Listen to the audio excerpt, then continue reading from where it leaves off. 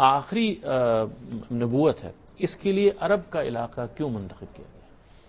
عرب کا علاقہ منتخب نہیں کیا گیا، بنی اسماعیل کو منتخب کیا گیا، یعنی ذریت ابراہیم کا انتخاب کیا گیا آخری نبوت کے لیے بھی، اور اس سے پہلے بھی ایک لمبے عرصے تک ذریت ابراہیم یا سیدنا ابراہیم علیہ السلام کی اولاد ہی میں نبوت خاص رہی ہے۔ ایک پوری قوم کا اللہ تعالیٰ نے انتخاب کیا اور انتخاب کر کے اس پوری قوم کی تربیت کی کہ وہ نبوت جیسے بڑے منصب کا تحمل کر سکے۔ اس مقصد کے لیے دو علاقوں کا انتخاب کیا گیا، ایک فلسطین کا علاقہ منتخب کیا گیا، یہ بنی اسرائیل کے لیے تھا، ایک عرب کا علاقہ منتخب کیا گیا۔ عرب کے علاقے کے انتخاب کی جو وجہ سمجھ میں آتی ہے وہ یہ ہے، یعنی اصل انتخاب تو تھا بنی اسماعیل کا، لیکن ان کو چونکہ ایک لمبے عرصے تک انتظار کرنا تھا، ایسا نہیں تھا کہ ان کے فوراً نبوت شروع ہو جانی تھی، لمبے عرصے تک انتظار کرنا تھا، تو وہ اپنی اصل فطری خصوصیات پر قائم رہے، کیونکہ تمدن کا معاملہ یہ ہوتا ہے کہ اس کے اندر کسی قوم کی جمعیت اس طرح قائم نہیں رہتی جیسے کہ صحراؤں میں یا اس نوعیت کے قبائلی علاقوں میں رہتی ہے۔ تو ایک لمبے عرصے تک وہ قوم اپنی اصل خصوصیات پر قائم رہی،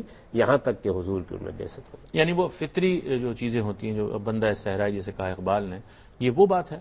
جی ظاہر بات ہے، وہ اقبال نے بھی اصل میں اسی حقیقت کو بیان کیا ہے اپنے خوبصورت اسلوب میں کہ فطرت کے مقاصد کی کرتا ہے نگہبانی، یا بندہ صحرائی یا مرد کوہستانی۔ اس کو کئی ہزار سال تک گزارا اس کی اصل میں وجہ یہی ہوتی ہے کہ آپ اپنے فطری اسالیب پر قائم ہوتے ہیں، زندگی کی جو فطری حقیقتیں ہیں ان میں کوئی خرابی نہیں پیدا ہوتی، آمیزش نہیں ہوتی، انسانی شخصیت اپنی اصل میں قائم رہتی ہے۔ تو اس میں جب رسالت میں آپ صلی اللہ علیہ وسلم کی بعثت ہوئی تو ایک بڑا منصب جو اس امت کو ملا، اس کے تقاضے وہ پورے کر سکے۔